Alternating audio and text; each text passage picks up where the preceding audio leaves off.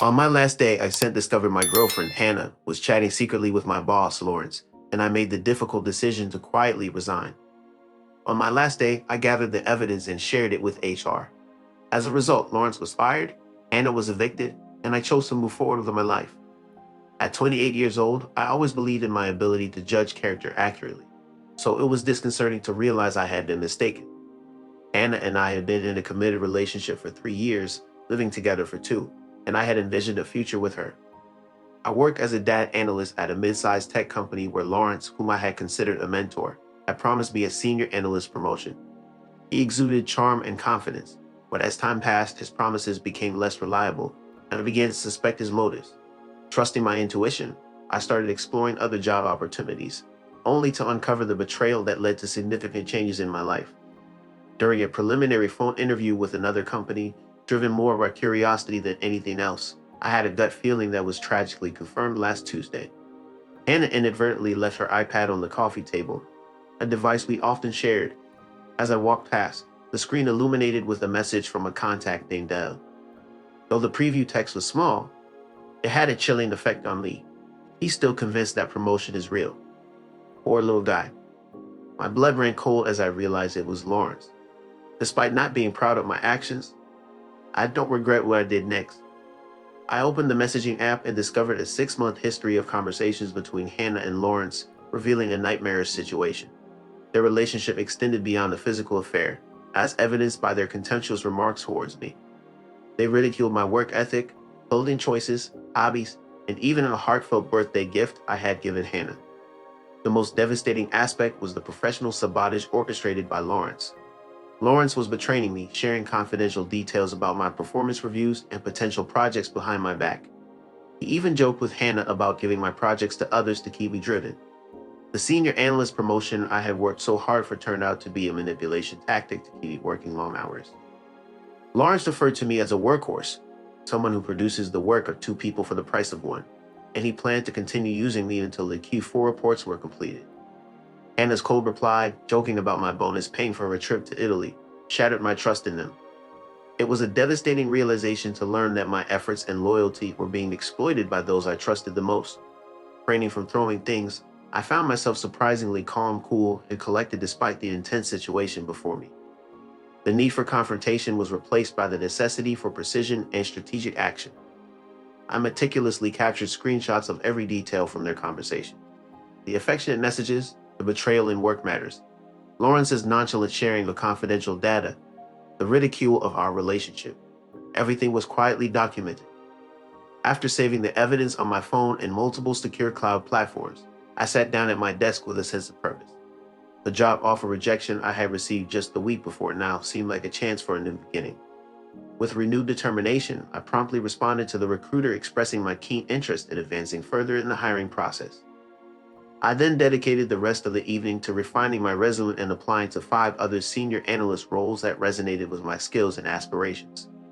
The following morning, I started the day by making coffee and bidding a sleepy farewell to Hannah as she headed off to her job at a boutique, feeling somewhat detached. Didn't sense a thing. The recruiter from the first company emailed me back within an hour, asking to schedule a technical interview. The next week was a blur of interviews. I was fueled by the cold, quiet fury. By the following Monday, I had 2 competing job offers, one of them from the company I contacted first. It was a 20% salary increase, a better title, and fully remote. I accepted it on the spot. The next day, Tuesday, exactly 1 week after I discovered the messages, I walked into Lawrence's office and placed my resignation letter on his desk. Standard 2 weeks notice. The look on his face was a perfect blend of surprise and irritation. "Whoa, Austin, what's this? A bit sudden, isn't it? We were just talking about your future here." "A better opportunity came up," I said, a voice flat and devoid of emotion. It was too good to pass up. He leaned back in his chair, his smug corporate smirk returning. "Well, you've got to do what you've got to do. I hope they're paying you well. You're leaving a lot on the table here, you know that." I informed my boss about my promotion and shared that my final day will be in 2 weeks. I left without giving him a chance to respond. When I told Hannah that night, it was evident that her focus was on herself. She immediately questioned my decision to leave without discussing it with her. She expressed concerns about our shared plans in the apartment, as she couldn't afford it alone. Despite her reaction, I reassured her that I would continue covering my share for the next month to give her time to make arrangements. It dawned on me that the lease is under my name only. Hannah was angry, believing my actions were impulsive and self-serving. Little does she know the real reasons behind my departure. As I have 9 workdays remaining, my colleague Lawrence is already making the transition difficult by assigning overwhelming tasks. Hannah's silent treatment and dramatic sides about her financial situation suggest she is unaware of the full picture. They may think they have control, but they are unaware that I am simply preparing to escape. This past week has been incredibly long and eye-opening for me. It has been challenging to live with Hannah while keeping the truth to myself.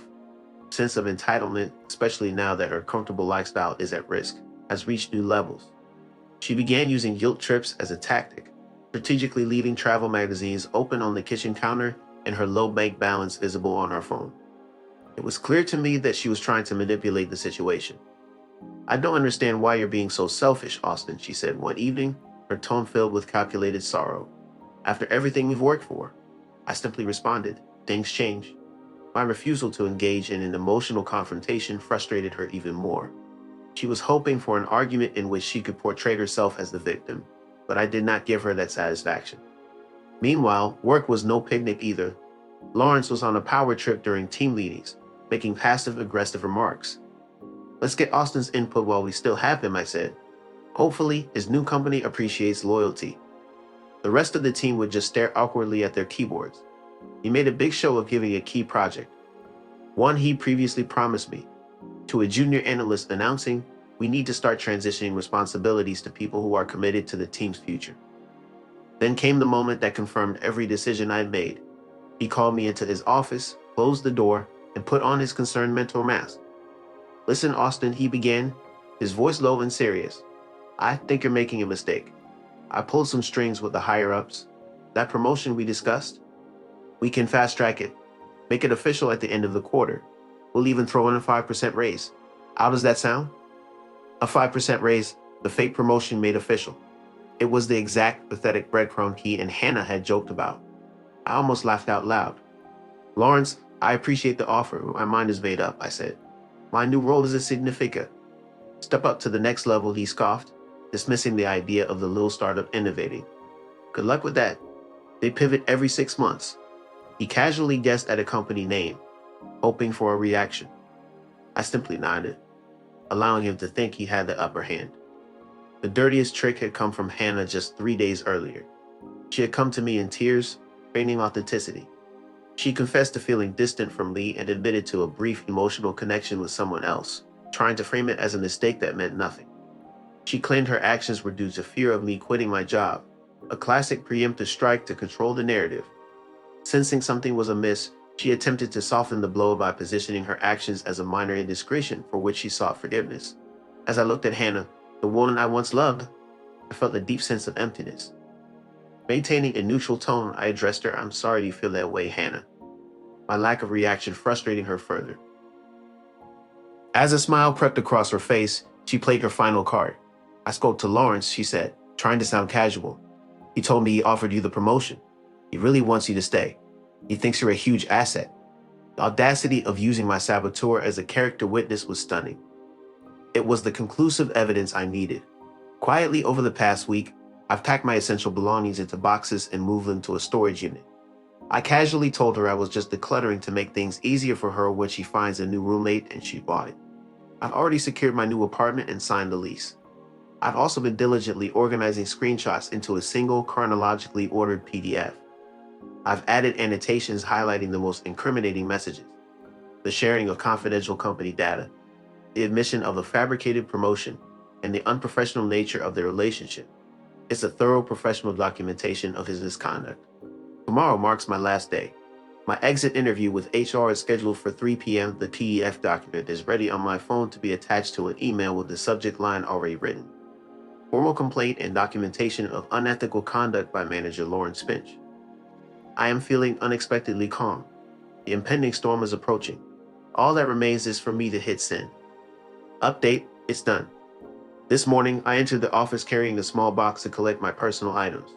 In the break room, there was a sheet cake with "Good luck," Austin written in blue frosting.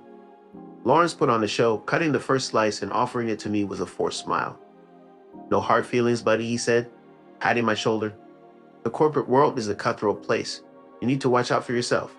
You're absolutely right, Lawrence, I replied with an inscrutable smile. I dedicated my morning to assisting with the handover, meticulously documenting everything to ensure my employment record remains impeccable. Just before 3 p.m., my calendar reminder for the exit interview popped up. As I entered the HR suite, my pulse quickened with determination. Gloria, the seasoned HR director, sat behind her desk with a no-nonsense demeanor. She followed the usual protocol, asking me why I was leaving, what I enjoyed about my role, and what could be improved. I responded with rehearsed professionalism, explaining that I found a new role that aligns better with my career goals and valuing the challenging team environment for the experience it provided. Gloria listened, typing and nodding mechanically. Just as she was about to end the meeting, I spoke up firmly. I explained that my departure was due to a hostile and unprofessional atmosphere created by my direct manager, Lawrence Finch. At this revelation, Gloria's attention snapped to me. Acknowledging the seriousness of my claims, she asked for evidence. Taking a deep breath, I declared that I was about to send her the documentation to support my statement. An email was sent to Gloria containing a PDF with timestamped evidence of Lawrence sharing confidential company information, admitting to fabricating a promotion to manipulate my workload, and engaging in an inappropriate relationship with my partner, all of which has caused me significant distress. Gloria's professional mask slipped for a moment as she opened the email and scrolled through the detailed evidence. The room fell silent except for the clicking of the mouse as she processed the contents. After a long pause, Gloria's expression hardened, and she transformed from the board HR drone to a corporate sentinel safeguarding the company from potential risks. Mr. Davies, she began. Her demeanor turned frosty as she expressed gratitude for the detailed report. Thank you for bringing this to our attention in such a thorough manner. We take these issues very seriously, and a comprehensive investigation will be initiated immediately, she stated, assuring me that my departure would not result in a negative reference. I nodded in acknowledgement and rose to shake her hand. Satisfied with her assurance, I left her office, gathered my belongings, and made my way towards the exit. As I left, I noticed Lawrence chatting and laughing with another manager across the office. He gave me a small encouraging wave as our eyes met, and I reciprocated with a nod before continuing my exit. Upon arriving home, I found Hannah lounging on the couch, looking uninterested as she scrolled through her phone. Noting my early return, she remarked, "You're home early." "It was my last day," I replied, placing my box by the door. Hannah acknowledged this fact briefly before returning to her phone. I stood there silently, observing the woman who had belittled my ambitions alongside my superior. Lawrence's face drained of color, her body tensing up. It was the first time in months that I witnessed a raw, unfiltered emotion from her. Pure, gut-wrenching panic. "What? What are you talking about?" she stammered. Maintaining a steady voice, I told her, "I'm not looking for a fight or an argument. I just want you to know that I'm aware." As I informed her that the apartment lease was solely under my name, I requested her to have her belongings packed and be out by Sunday evening during her 3 days. "I believe that's a fair timeline," I added. Her initial response was a burst of denial. "You're delusional. You're fabricating things because of your new job stress." When I mentioned the incriminating messages I had seen on the iPad, where she and my boss joked about a fake promotion and planned to meet up, her denial crumbled, replaced by intense anger. "You violated my privacy by going through my messages. That's insane. You have no right." In return, I pointed out her betrayal in conspiring with my boss to undermine my career and manipulate me emotionally. I shot back, my voice finally rising. "He promised you things, didn't he? A better lifestyle? What do you think happens to those promises now that he's about to lose his job?" Her eyes widened in horror. "What did you do?" I told the truth, I said, backed by evidence. I sent HR a detailed report of his conduct. His career at that company is over. She just stared at me, her mouth opening and closing silently. The entire foundation of her secret life, her leverage, her affair, financial safety net, had just been obliterated, and she was only just beginning to understand it.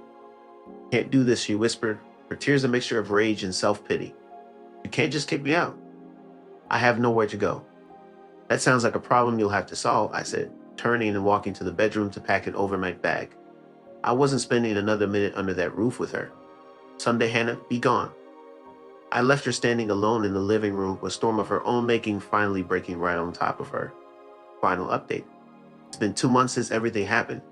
Life has been quiet, and I've come to realize just how much I needed this peace. The aftermath played out just as I had expected, messy yet satisfying. A week after I left, Catherine, a former coworker I trusted, called to inform me that the office was in chaos. Lawrence had been placed on administrative leave right after my exit interview and was later officially terminated for gross misconduct and breaching company confidentiality protocols. The office gossip about the affair was overshadowed by the documented professional sabotage that ultimately led to his swift departure. Hannah, on the other hand, did not handle things gracefully. She bombarded me with phone calls, voicemails, and messages from her friends trying every tactic to get me to relent. Ignoring her, I brought two friends with me on Sunday to the apartment to move my furniture, only to find her still there, frantically cramming clothes into duffel bags amidst a room filled with cardboard boxes. She appeared both exhausted and enraged. Through her angry mutterings, it seemed that she had reached out to Lawrence for assistance, only to be met with a dismissive reply telling her to lose his contact information, as he was preoccupied with his own legal troubles.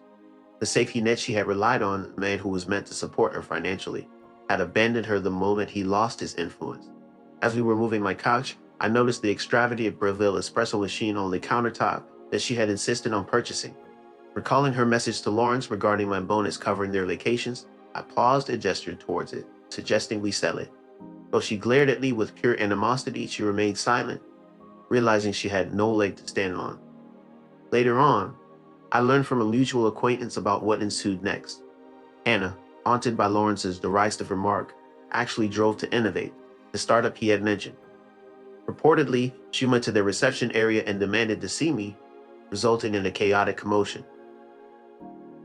Until the receptionist confirmed they had no employee by my name, the public humiliation of her chasing a phantom lead provided a small grim sense of satisfaction.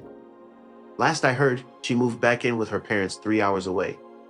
I sold the espresso machine on Facebook Marketplace for $400. I called it my severance package and used the money to buy a huge, comfortable armchair for my new place. It felt like a worthy trade. My new job is everything the old one wasn't. The work is challenging, my colleagues are professional, and my boss is a normal person who talks about her garden. The amount of mental energy that's freed up when you're not living in a state of constant low-grade betrayal is astounding. I won't pretend it's a perfect happy ending. Not. There are nights I feel a pain of something not for Hannah, but for the 3 years I lost, for the future I thought I was building. Grieving for a life that turned out to be a well-constructed lie is a strange, hollow process, but I'm rebuilding. Reconnecting with friends, relishing my personal space, and rekindling trust in my own judgment has been a refreshing experience.